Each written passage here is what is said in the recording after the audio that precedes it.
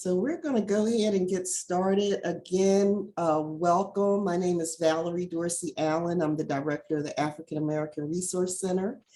And on the line with us also is Colleen Nguyen and Darren Tolliver, who also work at the Resource Center. And we are happy to have you here and to host this important program on managing up. So in our role, we often have staff who come to see us and talk to us about things that are happening in their workplace.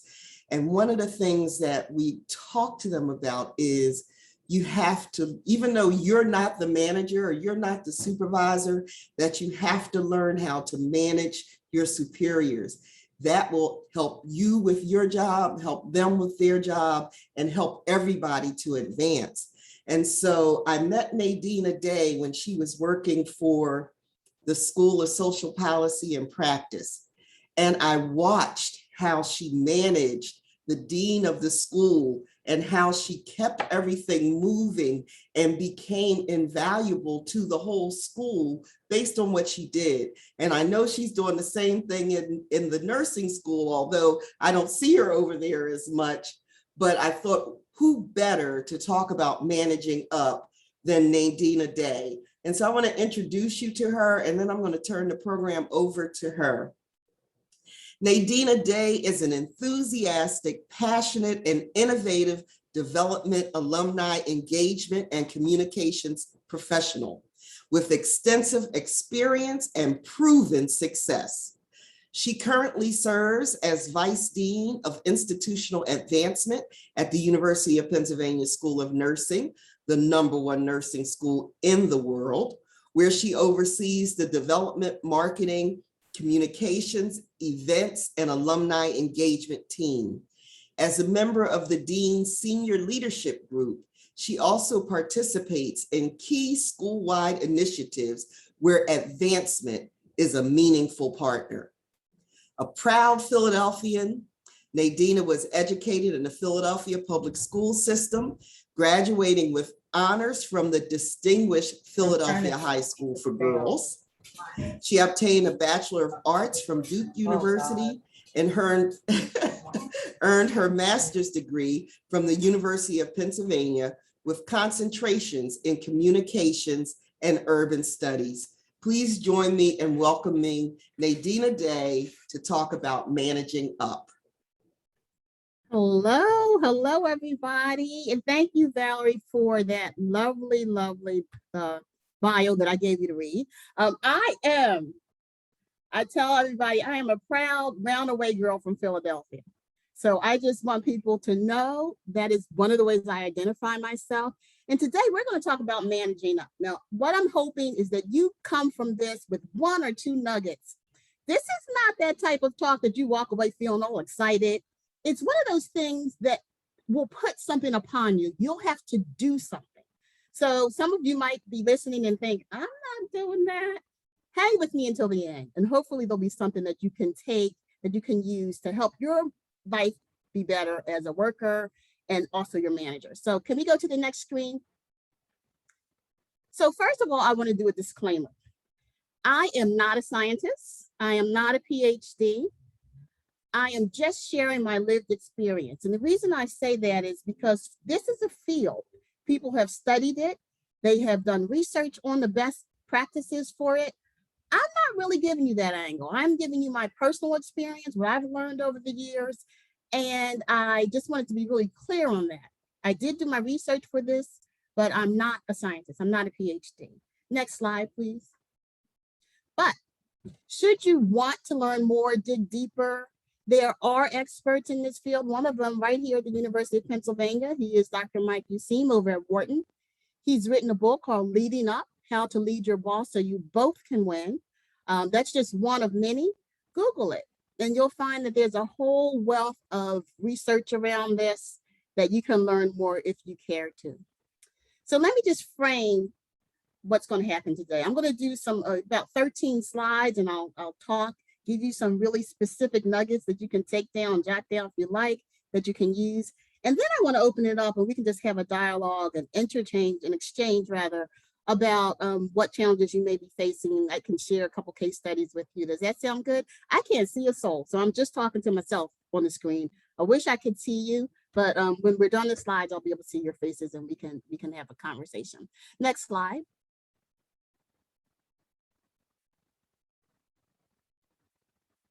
So let's start with a pop quiz. What the heck is managing up? Is it pointing out your boss's weaknesses? Is it telling your boss what they should be doing? How about sharing your boss's mistakes? I put behind their backs because isn't that what we do sometimes? We don't always say it to their face or to their faces and how we could do it better. Oh, look at this one. Is it pacifying your boss? Oh, that's a good idea. Oh, okay. And then being non-compliant and not doing it, or worse, passive aggressive? Is it none of the above or all of the above? None of the above. None of the above.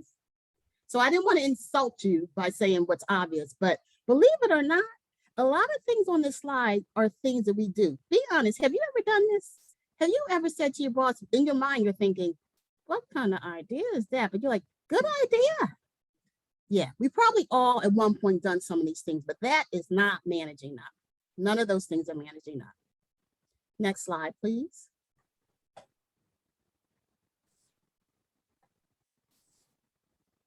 So here's one definition of managing up. The process of an employee taking steps to improve their boss's efficiency and efficacy. It could include tasks like, look at this, building a solid relationship. Let's keep that in our minds because building relationships takes what? What does it take to build a relationship? Time and effort. Effort, intentionality. Think about your relationships outside of work. You don't meet somebody right away and say, hey, let's go on a trip. No, you have to take the time. You have to be intentional.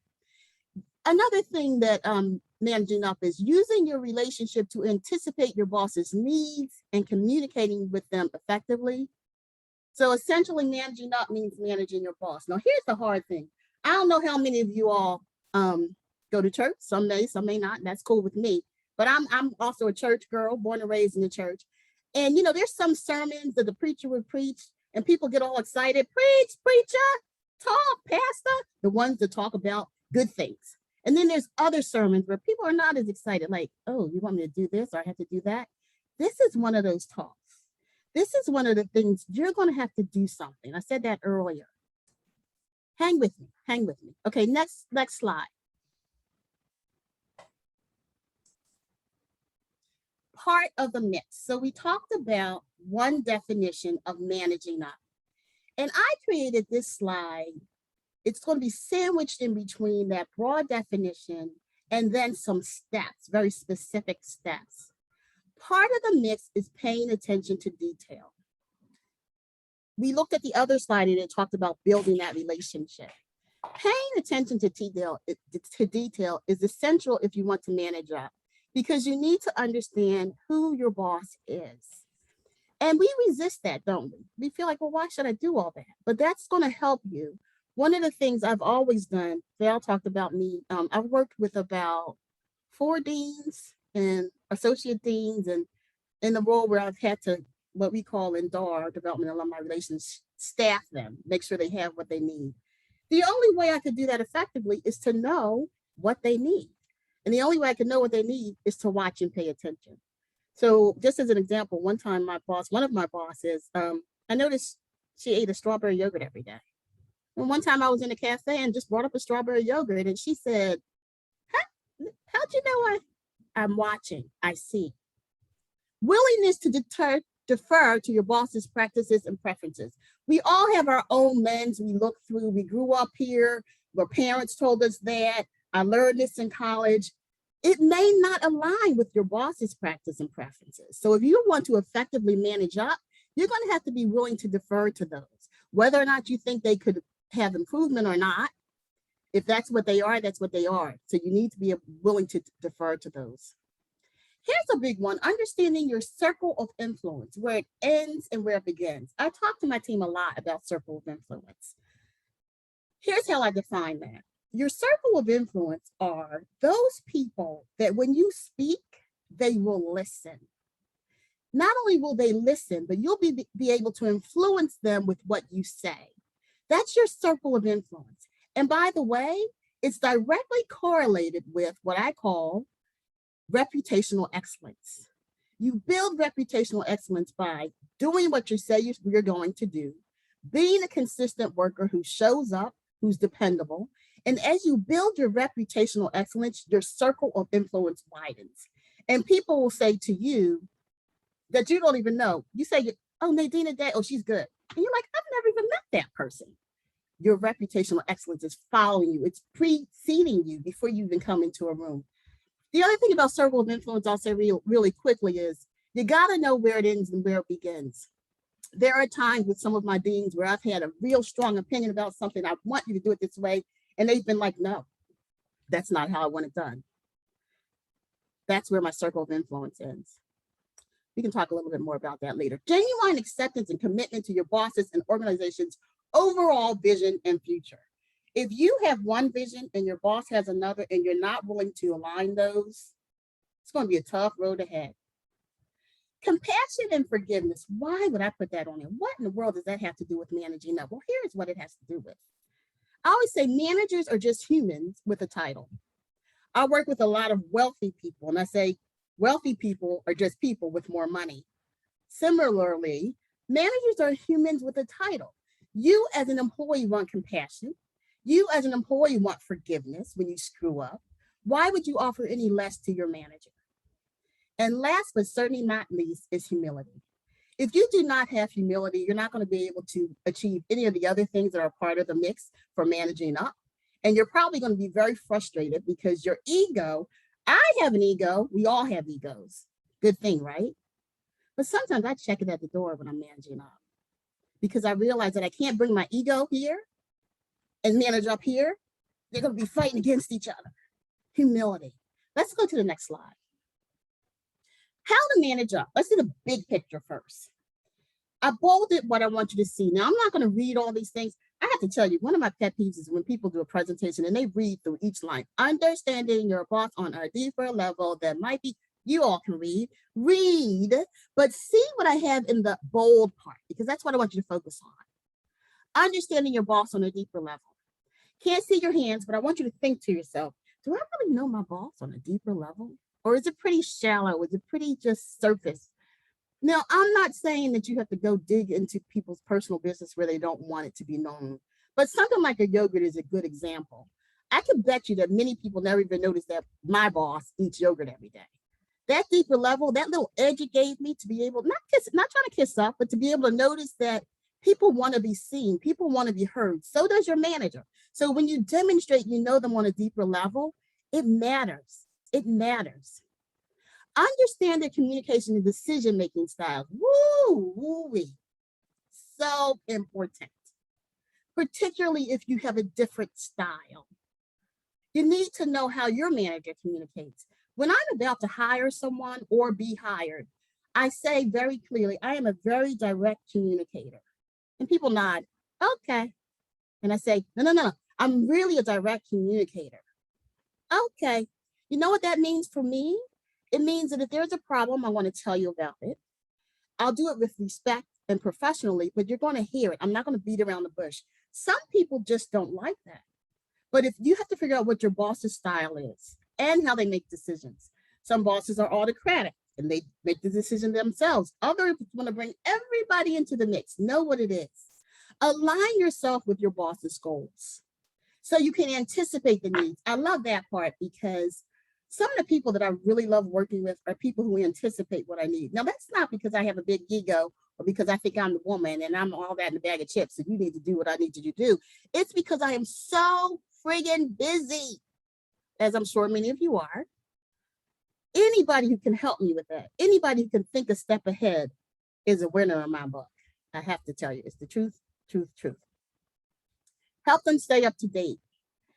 I always say, no surprises. I can't think of any manager who likes surprises. And here's why. I'm not talking about good ones. So if anybody wants to surprise me with some balloons or butterflies, or those are my favorite things, balloons, please do. But I'm talking about surprises like, oh, I forgot to tell you that that project didn't get finished. And then someone else comes and tells you, Nadine, are you aware that that project didn't get finished? And I'm thinking, why didn't my team member tell me that? Managing up means helping your boss stay in the loop, stay up to date, giving them the information they need, not micromanagement, but information they need to be successful and help the whole team be successful. And last but not least, becoming a trusted source of information and help. You know, I have been privileged, and I say privileged, to be in a position where many of my managers have seen me as that. Because they know they can turn to me. They know I'm dependable. And that is what managing up is at its best. Next slide, please. So let's do some step-by-step. These are steps that if you can take one away, I want you to look at these steps and think, well, you know, maybe I wouldn't do that. Maybe I wouldn't do that. No, that's not for me, but this I can do. So as we go through these steps, think of it as I'm going to take away one thing I can do. And I'm trying to watch my time because I only want to take 30 minutes to talk and then we can discuss. Step one, become a citizen of the organization, contribute beyond your task. I always say 21st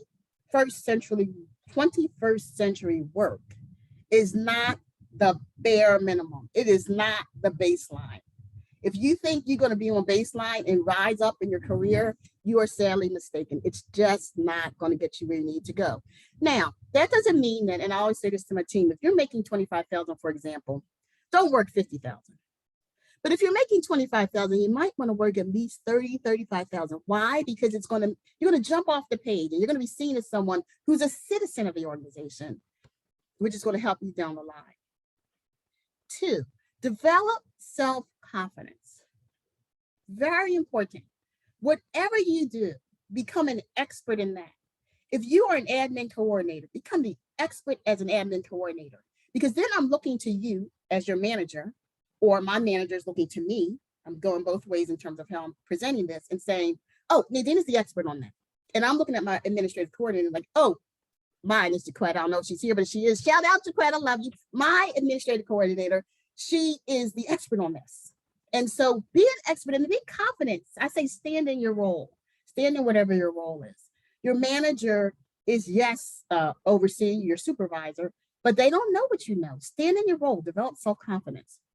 This is so important, this next one. Please learn your manager's hot buttons. It is no different than any relationship. For those of us who have partners or children, everybody has buttons that really just don't push them. It amazes me how sometimes we know what our manager's hot buttons are and we push them anyway. What's that about? Who knows? But learn what they are. My daughter, she doesn't like morning. She's not a morning person. And in the morning, I'm like all cheerful, like, good morning. For years, I would, hi. And eventually I had to say, you know what, that's kind of good. That's a hot button for her. It just doesn't set her day off right. So I had to, you know, accommodate that because she accommodates some other things. Think of it that way. It's about what are the things that are going to make it harder on your boss, which in turn will make it harder on you. Know their hot buttons, their perspective, and their style. Assumptions. They never work, in my opinion. They don't work outside of work, and they certainly don't work in work. Remember, we're always looking through our own lens. So something that I think is, I know why she did that, because she thought this and this and this and this. No, that's my view. That's my purview based upon what I know, what I was raised to believe, what I think. Don't make assumptions, ask questions. Go ahead and be brave and ask the questions. It's far better than making an assumption and going down a road and it's the wrong place to go. Empathy. I want to stop so you can think about that and read that one and really get it. Again, I said earlier, managers are just human beings. You need empathy. They need empathy. I can't tell you how many times I've done something and I'm pretty, you know, I'm a seasoned professional. I have no problem saying my age. I'm 58 years old. I've been working since I was 21.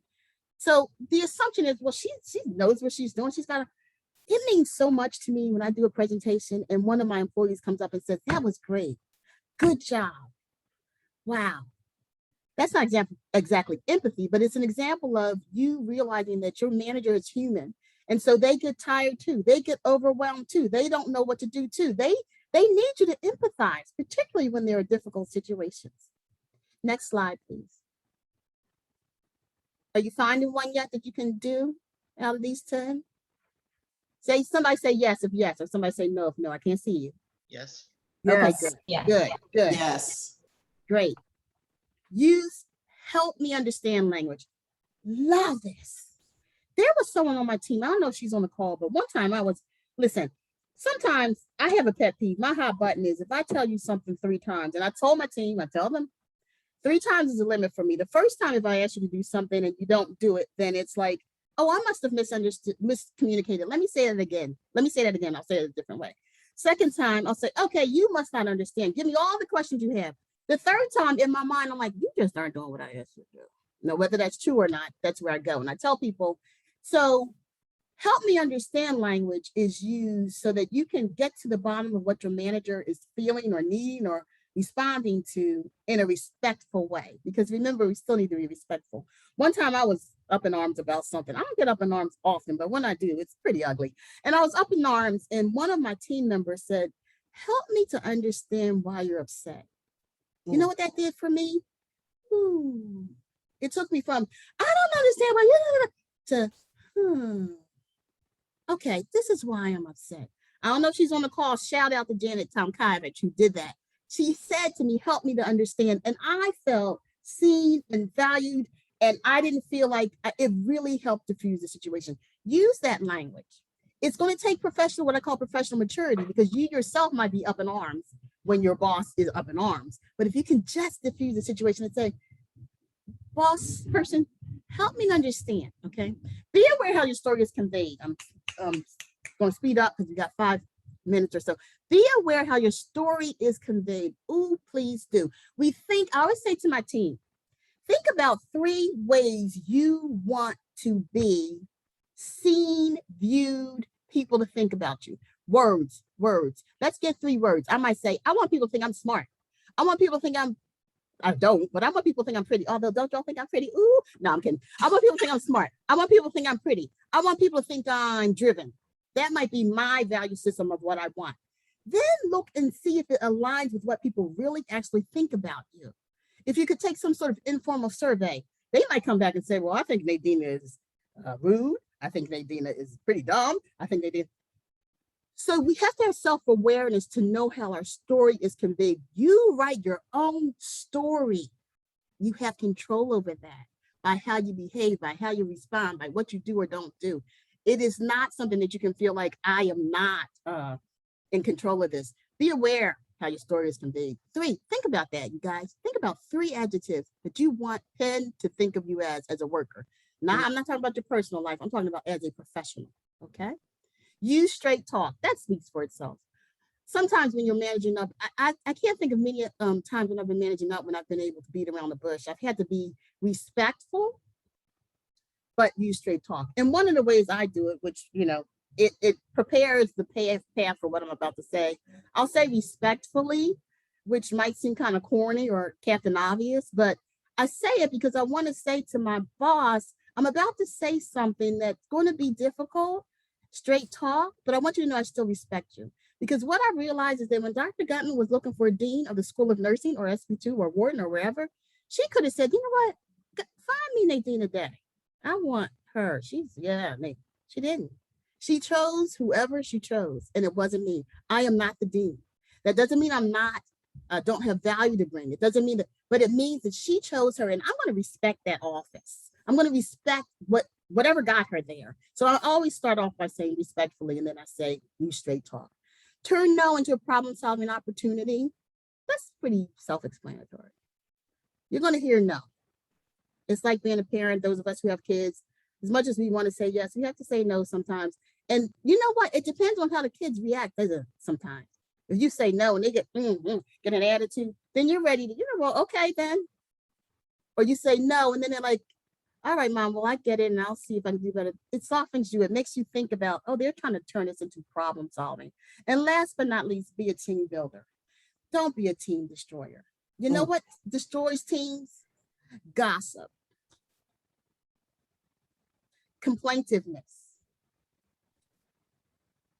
backbiting. Ego, somebody put in the chat. I don't listen. This is one thing, and my team will tell you I don't deal with. I don't play it. I'm going to give people enough time to, I want to tell people to maintain as much of a positive attitude. No, don't get me wrong. You're going to have bad times. You're going to have times when I'm going to tick you off. I advise everyone, find someone you can talk to about your boss, because you're going to have those moments where you're going to need to talk about them, not maliciously, not tearing down their character, but she asked me to do something and I'm telling you, ooh. Find that person that you can trust as a confidant that understands where you are, but don't talk to everybody because it will get back to them. And don't make it a habit of where you're tearing, because that's a cancer that tears away at the team. And as a leader, when I see it, I'm cutting it out. Eventually I have to cut it out. Be a team builder, not a team destroyer. So let's go to the next slide. And I'm coming in for landing. Challenges to managing up. Read through these and see if any of those fit you. For those of us on this call who are African-American women, and this is going to seem like a broad stroke of a stereotypical stroke, but I'm going to put it out there. I can speak for myself. We're strong. We're often strong. We're independent. So some of these concepts of managing up are difficult because it feels like I am taking low. That's where humility comes in. But any of these your challenges? Do you have hidden resentment toward your boss? Do you feel like, why do I need to do that? That's not in my job description. Nobody told me I don't need to do that. How about toxicity or a boss who's fiercely independent? I've had those. But you can support them. With those types of bosses who are fiercely independent, they are watching. One thing I've learned about the deans Val mentioned, they didn't get the dean. They're not deans for they're deans for a reason. They are seeing and paying attention. They know what's going on. And one of my deans, I remember saying to me, you never try to get credit for things. I didn't know he realized that, right? You never know who is watching you, what they're seeing, but they'll learn to trust you if you manage up well, and then they'll be willing to hear. But look at these challenges and see if you can check off, honestly, self-awareness, self-evaluation, anything in here that might relate to you. Now let's go to why it's worth it to manage up. Next slide. Even with all the challenges, we spend about 90,000, according to one account, 360 hours in our lifetime at work. That's a lot of time. And that's why I feel like if I'm going to spend this much time at work, I want to make it as fun as possible. My team will tell me I'm goofy. I'm just naturally goofy. Okay, I admit it. But I also deliberately try to make work fun. Somebody said using the word boss. Okay, we can call it manager. We can call it supervisor. You have a right, if something is offensive to you, not to use that word. I'm probably from old school, so we say boss, but I get it. So plug in whichever word works best for you. So we spend a lot of time at work. It can make your job much easier and less stressful. It reminds me of when we're told to forgive people. They say forgiveness is not for the other person, it's for you. Because that other person, 9 times out of 10, is not even thinking about you. And you have all this hardness in your heart and you can barely breathe. And every time you see it, okay, they don't even think about you. Forgiveness is for you. It's similar to me with managing up. It's about you. It's really not about your manager. It makes your life much easier and less stressful. Then you're seen as someone who contributes to the organization at a deeper level and seen it's valuable overall. People ask me, how did you go at Penn from, I started at Wharton, then I went to SB2, then I went into nursing. Clearly somebody thinks I'm valuable. I don't say this to be to have a big head about it. It's just that I think that I'm seen as someone valuable for the university. It's because I've contributed at a deeper level. Remember your somebody, whoever said that to me, I hear you. Remember your manager is human. They will appreciate the support and reward you for that support. Last but not least, why it's worth it to me is managing up makes it more likely you'll be considered for the next rung of the ladder of your career. People like to think that things are random.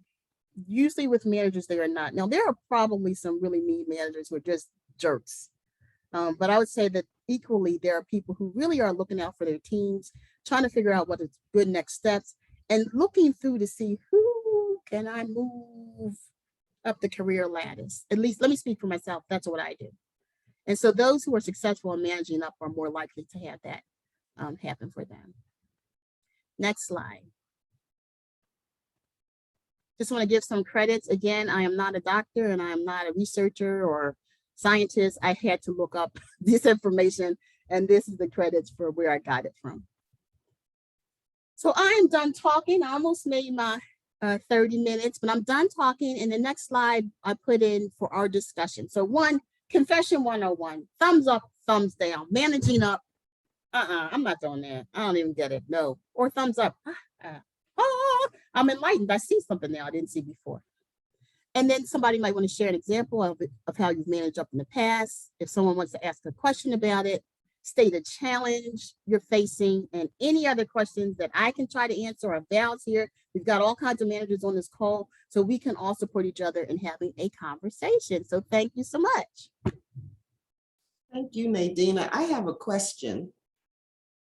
You said that that one of the things that we needed to do was to be humble.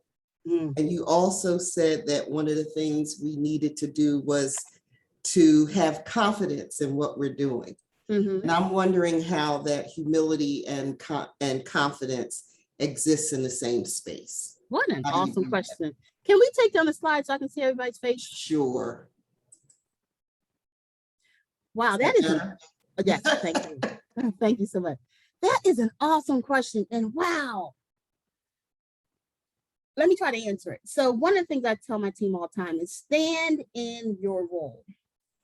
When a lot of times when people come into the position, they're more scary about it and like, I don't know what I can do. And I hired you because you're a professional. I want you to stand in your role. So that confidence is being able to demonstrate the competencies that you brought into the position that you told me about in that fantastic interview where you said, I did this and I did that. And I was like, ooh, I want that person. Standing in the confidence of your role. Just because I'm your manager, I hired you. Steve Jobs said, Jobs, you know what I'm talking about, Apple guy. I hired you. He said, don't hire smart people and then you don't listen to them, paraphrase. Hire smart people and then listen to what they're saying. That's how I feel about it. So that's what I mean by standing in your confidence. Humility is being able to acknowledge that, going back to that whole thing about Dr. Gutman and who she wanted as dean. There are times when you're going to see or feel like you really know more than your boss. Straight up facts. And the truth is you may actually know more than them. But the humility makes you say, I am going to respect and honor this position and role. And so I have to be humble in order to bring myself in a position where I'm going to learn about somebody, pay attention to them, defer to them. That's where humility comes in. Does that answer the question? Yes. Other questions or stories or challenges or case studies or things people want to share?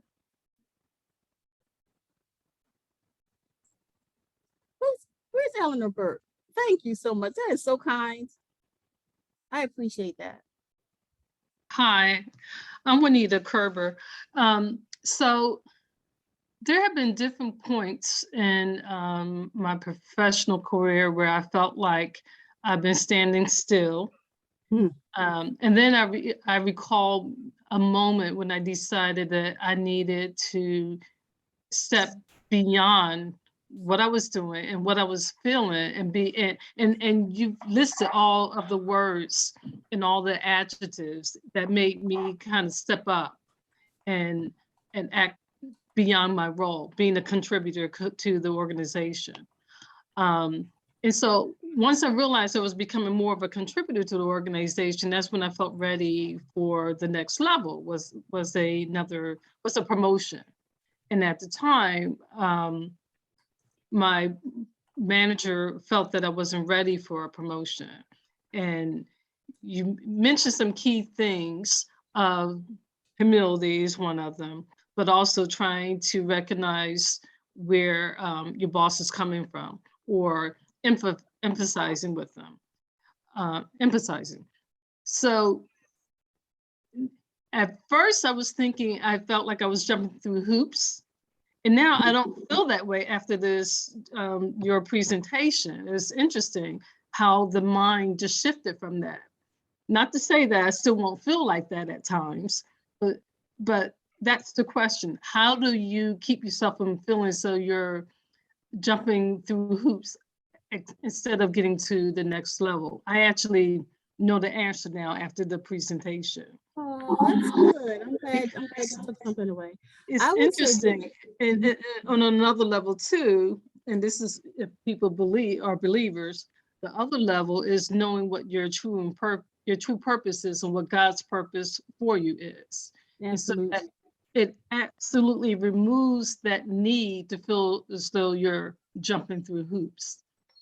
Does that So make what? sense? Yes, it does. And you know what jumps out at me for what's your name? Juanita, Juan. Juanita. Yes. Juanita, thank you. Thank you for your comment. You know what jumps out at me is that point about story, your story. You have to know your own story, right? How you're presenting it to the world. Your manager may or may not be. There are many, many, many managers who are supportive, but there are just as equally many who are not. When you know your own story, you know your own value, you know your own worth, then you're able to say, this is not a place I need to stay. We didn't talk about that. But there are times now listen, don't go quit your job until you have nothing. But I mean, like being able to say, you know what, I'm not being nurtured here. I'm being tolerated, not celebrated. I'm bringing something that I feel is not, and then being willing to walk away from it. Those are hard words, but what I want to say to you is, continue to do what you're doing and continue to, jump through those hoops or jump off the page, but also recognize when you need to say, let me dip my toe in and see if there's someone else that really will appreciate what I'm bringing. Always know your worth and know your story. I love that. Thank you. Thank you. Nadina, I have a question. This is Colleen.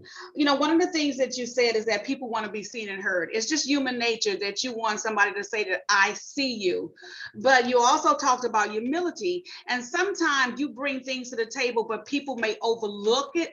And you say, okay, well, in my humility, I'm going to say it's for the betterment of the team. But on the other hand, you want people to understand that you may be a trusted source of information and you do bring something, and that's how you're promoted. So how do you put those two together where you can step back and say, I'm doing it because for the team, but I also need people to notice what I'm bringing and not take it from me. Thank you, Colleen. Know the difference between humility and false modesty. It's a difference. False modesty is, I don't like using the word false because I think people genuinely don't want to toot their own horns. I already say to my team, nobody likes somebody that toots their own horn, but wave as the car goes by. Wave as a car goes by. So how do you do that? Somebody's talking about something and they're not naming you specifically, and you put a lot of work into that. And you might just say, I really enjoyed when I did XXX. You're not I did that. But you're like, oh, I was a part of that. Always do that. It goes back to knowing your worth. You have a right to share those things. You have a right to say those things without apology, right? So that's the difference between humility and modesty or false modesty, or where you feel like, that's not humility. Humility to me is being able to, I don't want to get into the definition, but that's the distinction there. Does that make sense? Yes, makes a lot of sense. Thank you. Don't forget, wave. Wave, yes. Wave as the car goes by. Other questions? Anybody want to share a story they've had? Something that's happened with them where they've had to manage up and failed. Always nice to hear those stories. I actually have a question. One of the things that at the African American Resource Center, we often have staff members who come to us with different workplace issues. And one of the things that comes up here kind of often is your current manager, supervisor leaves, and there is a new one that comes in, and you are not selected for that position to move up, but then are expected to train the person who has been hired to be your supervisor. When you're in that situation, how do you manage up and support the person coming in while also getting yourself recognized as somebody who should be considered for those kind of positions? Well, I would say that here's a hard facts. If you are constantly or have repeatedly been overlooked for a position that's higher, you got to have a hard conversation with yourself too. You need to say, is there something that I've done or I'm doing, going back to how my story is presented? I may think I'm presenting one thing, but I'm actually presenting another, right? In terms of the managing up piece, I would go to my manager and say, listen, I always like to preface it by ultimatums rarely work. So you don't want to come in with an ultimatum, but you do want to come in and say, I love what I do here, and I recognize that I was not selected for this position. Can we talk about my career here at X? What does it look like? What do you perceive it as? What we never want to ask this question because we don't want to hear the truth. But let me tell you something. Every time I meet my managers, you can ask them. I always say, is there anything I'm doing that I shouldn't be doing? Is there anything I'm doing that I should, that I'm not fishing for compliments. I want you to tell me, is there something that I should not be doing? Is there something you want me to do that you want me? I'm very clear because I want to get an A. So in that situation, I would go to the manager and say, what is it that you see or you think? And then I would go back to that story. Do I agree with it? Is it fair? Remember, you have your own destiny and you manage that. So is what they're saying about me constructive? Or somebody said constructive criticism is helpful, and it is. Or is this really their perception and I just don't agree? And then again, you have to be willing to say, this might not be where I can be celebrated. I'm just being tolerated here. The other piece around training someone, another thing we don't do often is, again, know your worth. Another thing we don't do is be very clear about what we're willing to do or not do. Work is a contract at its core. You ask me to do something, I say I'm going to do it, and you give me money to do so. If I'm asked to do something else, am I able to negotiate? And I have done this. If I'm going to have to train a new dean after training 3 other deans or 2 other deans, I would like to be considered for an above average merit increase at the end of the year. And I've gotten it. So it's twofold, but it all comes back to you still have to be the master of your own fate. And you have to be willing to have those conversations from a position of strength. Like, listen, I'm not making an ultimatum. I plan to stay, but I do want to know why, not, I wouldn't say why wasn't I considered, but what can I do to be a stronger candidate the next time? And by the way, since I'm going to be training this person, is there any additional compensation that I can negotiate? Anybody ever done that? Raise your hand if you've done that. So you probably left some money on the table. Because if you're strong enough that you're needed to train somebody, then somebody's going to hear you. It might just be a 4% increase versus a 3%, but you have a right to ask. Can I ask a question that touches on what you asked, Val? And I heard 2 things in there. Nadine, you were just saying to reach out and ask, like, why did you miss the mark for being given that increase? But I also heard in Val's question, your ability to be able to work with the person that you're being asked to train. Mm-hmm. I saw 2 distinct things there. So can you kind of address that a little bit? Because I could think that going back to one of your screens where you were looking at things that are a challenge for you, that there could be some animosity or something towards that person coming in, that you're now being asked to train and you were overlooked for the position. And that person does not necessarily know that to be the case. It's the people above that person who knows that. And I'm the person who said, I don't use boss. So we're going to say supervisor, supervisor, supervisor. Okay, I will say supervisor. No, I wasn't saying so much for you to change your language. I'm saying okay, because you know what? I try to be as inclusive as possible. And I realize that for some people, boss is offensive. I say it, but still, I get it. So I'm going to use supervisor. 2 things, and they're not, they're just, sometimes I'm going to answer in really direct ways, and other times it's going to be random thoughts that come to me. One is around the thing you said about you don't like them or they don't like you or you. When I was working years ago and I had a new dean, I had a dean's transition. The first dean I worked with, honestly, we were like peanut butter and jelly. We were so compatible. We just were like a dream team. Loved him, he loved me. Remember those fake buns you used to put on your hair? For those of us African-American women who put those buns on your hair to look professional. I used to take my bun off for him. That's how close we were. Like we would travel, I'd take my bun off. I mean, loved him. And then I got another dean who came on board and I was like, he doesn't like me. And I was talking to one of my colleagues and I was like, he doesn't like me. She said, why do you say that? I said, I don't know. It just doesn't, I don't feel like this person likes me. And you know what she said, and I'll never forget, she said, change your story. Change your story. And I was like, okay, stop saying he doesn't like you. And then let's go back to that slide when I said, get to know the person, pay attention to detail, see how they communicate, see how they process. And when I did that, Pamela, the whole thing turned around. To this day, he sees me as someone who is valuable.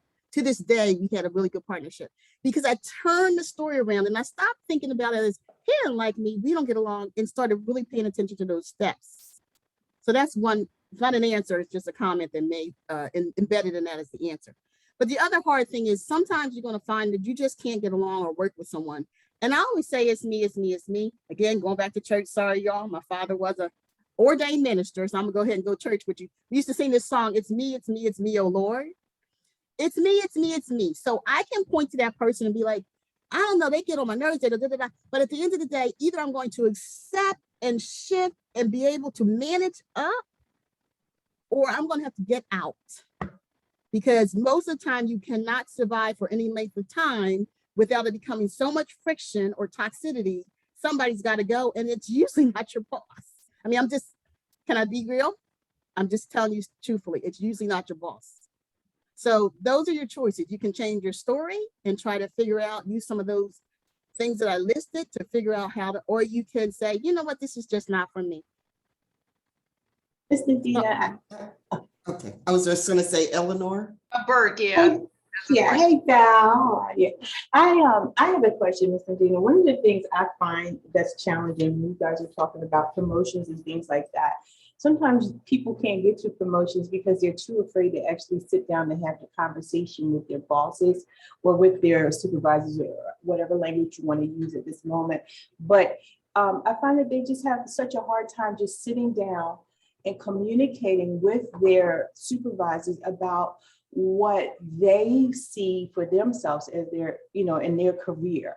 I wonder why that is. And I find it especially harder with African Americans. They have a harder time sitting down, just talking and saying, this is what I want for myself.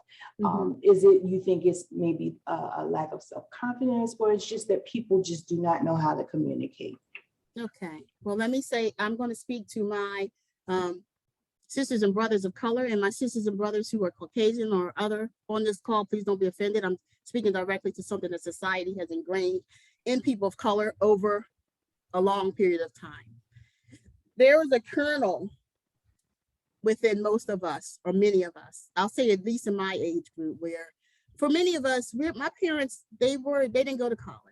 And that could be for people who aren't of color too, so let me just say that, but they sent all of us to college. And my father was his parents were migrant farmers. He came to Philadelphia when he was 15 years old, and he had to make his own way. And why am I saying that? As much as my family instilled in us, we can do whatever we want. When I went into society at 21 years old and started going into boardrooms where I was the only woman of color with all older white men, there was that nugget inside of me that was like, am I worthy? Is this just like, I mean, do I belong here? So I'm not only fighting against that nugget very deep inside, but then of course I've got all the outside forces that's telling me I'm not. We as people of color, this is what we deal with every day. I'm sorry, and no offense again to my sisters and brothers who are Caucasian, love you too. But the reality of being a person of color in America is that is real. So Eleanor, to your point, you're absolutely right. Studies have shown that disproportionately people of color and women of all colors, we don't advocate for ourselves. The conversation about promotion should not begin when you want a promotion. The conversation about promotion should begin the minute you're hired. And every year you should say to your boss, where do you see me going in 3 years? We wait for our boss to say, where do you want to be in 3 years? Look, you have to take the reins. Where do you see this position? I am 58 friggin' years old, on the last end of my career. I shouldn't say friggin', I'm very glad to be 58. On the last half of my career, but I still plan to have that conversation with my boss in our next one-on-one. So where do you see my career going? Because one, you're driving your own destiny. And then you can say, here's what I'm thinking. And your boss will probably, I'm sorry, Where's Pamela? Your supervisor will probably say, we're not having, what are you talking about? I'm not talking about anything specific. I just want you to know what I am thinking about my own career trajectory, my own career lattice. And by the way, when I reach this at that point, I'm assuming the compensation would be commensurate. Somebody told me how to say that word, Karen, commensurate. The compensation would be commensurate, meaning it would align. You've already set up for that promotion without even saying the word promotion. You see what I'm saying? And you've already demonstrated, I value me. And if you don't, you're going to lose out because you might, 5 years from now, you might not have this rich resource of managing up for you. So I'm being smart. I just want to add something to what you just said, Nadina. And we used to do a workshop on preparing for your evaluation. That same conversation that you're talking about, you shouldn't wait until April to start preparing for your evaluation. You need to start preparing for it in September and start gathering documents and information. Something I learned from Isabel is keeping a file of the things you do, the emails that you get, so that when you go in and talk to your supervisor about what you've done and what you've contributed, you have, as we say, the receipts to back it up. Yeah. So I encourage that conversation, both in terms of your advancement, but also in terms of preparing for how you present when you get ready to go to your evaluations. And that's why you need to shore up your story, because you can't come unless your story is aligned with what you really want it to be. And think about that and make sure you align what you want to be with who you are seen as and what you're really, some people have a very high perception of themselves. Sorry, going Bible on you again. The Bible talks about not being too high, not being too low. Don't overthink you. I'm not going to go into my boss's office and be like, listen, I am all the best things in the world. You don't get me. No, that humility lets me say, I know internally my worth and I demonstrate it through what I do. Hi, everyone. My name is Stacy. One of the words that stood out for me that you mentioned was being able to advocate for yourself. And for a long time, I did not do that. I've been in the administrative support professional field for years, and there was a long period of time that I didn't advocate for myself. But once I stood in my confidence and advocated for myself, things did open up for me. So, I do encourage people to, if they're not already, to advocate for themselves as well. Yeah. My daughter is neurodiverse, and I always tell her, people will believe pretty much what you tell them. How you come into a space. If you come in with confidence, they think you have confidence. If you exude, they think people will pretty much believe it. So you don't have to be fake. Somebody put in the comments about authenticity. I say you can be authentic, but that doesn't mean everything comes out at work. Everything about me, you're just not going to know. Sorry, I'm not going to tell you. The things that are most precious to me, sometimes I don't bring it to work, but I can be the most real person I am. So yeah, you are the author of your story, Colleen. Thank you.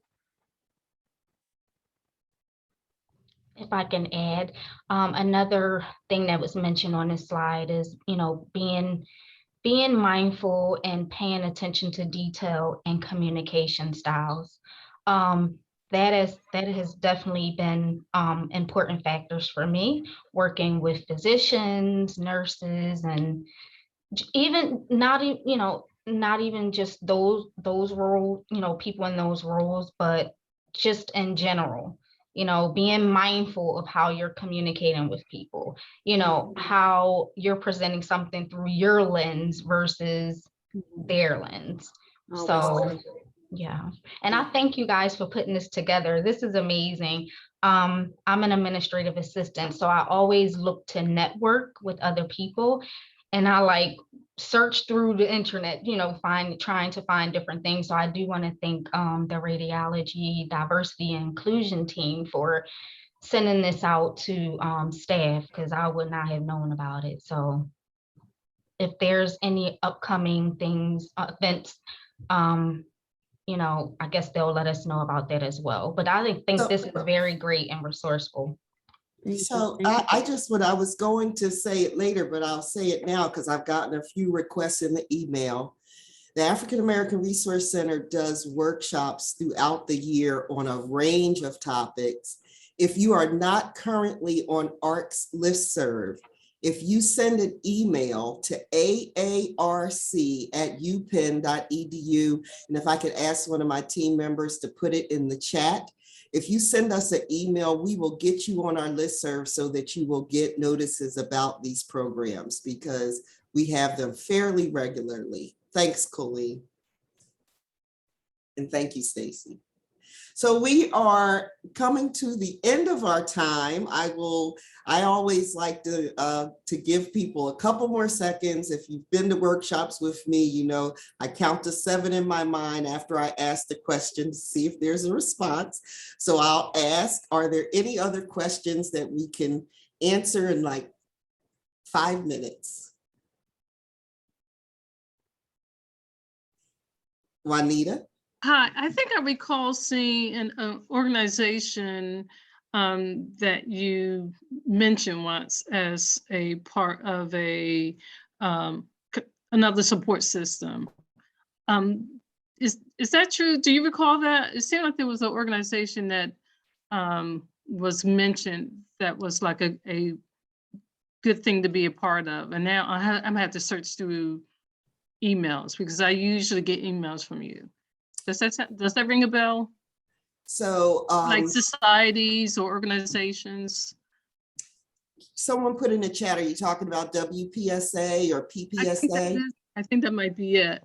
Because this year started last year, a really good coworker of mine, friend, Colleen Bynum, mentioned joining organizations and societies as a way of getting, you know, good as a resource and as a support system.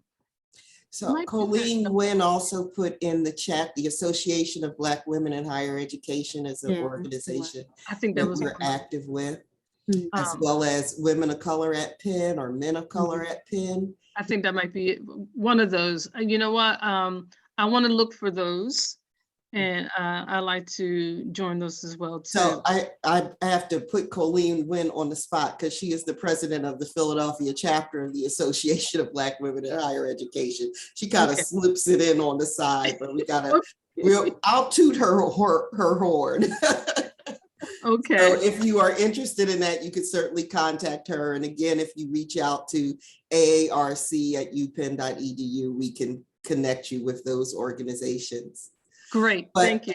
I want to thank Nadina. Nadina, that presentation was right on target. Good things to hear as both a manager and as a supervisor, as someone that reports to a manager. It's just good to get that information. The things that there were a number of things that I'll take away, but one of the things, or a few of the things that I will take away is what is it that I want to be known for? How do I want my story to be told? And I think that's so important. Mm-hmm. And I also like that help me understand language, because I think communication sometimes is like the biggest problem that we have when we communicate in different ways and finding ways to make sure that we understand each other. And so I just want to thank you for being a team builder. Yes. Thank you for your support and for doing this wonderful presentation. Oh, thank you. It's an honor to be here. And I just have to shout out to my own team at Penn Nursing, without whom I could not do anything. I see some Penn Nursing people on here. I want y'all to know I did not send that flyer out. The dean did that. But I just appreciate my Penn Nursing family. So if I could just say that. Yes, of course you can. Okay. And thank you all. And thank you all for coming. I see that I have a wonderful team too. I see Darren put in the chat that the video of this workshop will be on our YouTube channel. And there's a link. Darren, that's not the link to this video. Is that just the link to our channels that you put in? Yep, that's just the link to the channel. I haven't put the video up yet, so I'll be sending that out shortly as well. And we will also be sending it out on our listserv. So thank you all. Thanks for the information. Thank you all for coming. I hope to see you all again at other workshops. Before I go, Colleen, you have a workshop coming up. Do you want to say anything about? Yeah, it's about asking for, it's about asking, knowing your worth and being able to ask for what your worth is monetarily. And it's coming up next week, next Wednesday on the 17th. So I'll be sending something out probably in the next couple of days. Be on the lookout. It's just a further continuation of some of the things that we've talked about today, knowing your worth and how to ask for it. All right. That's Mhm. important. We don't want to leave money on the table. Okay, thank you all again. We're going to wrap up so people can move on with their day. Thank you so much. All right, thank you, everybody. Thank Thank you. you. Great Bye-bye. workshop. Thank you. Great workshop, Nadina. Thank you. You're the bomb, sister. Thank you. Yes. Yes. It's great seeing everybody. And do talk to me about the Association of Black Women in Higher Education. And you Yes, and ma'am. yes, do.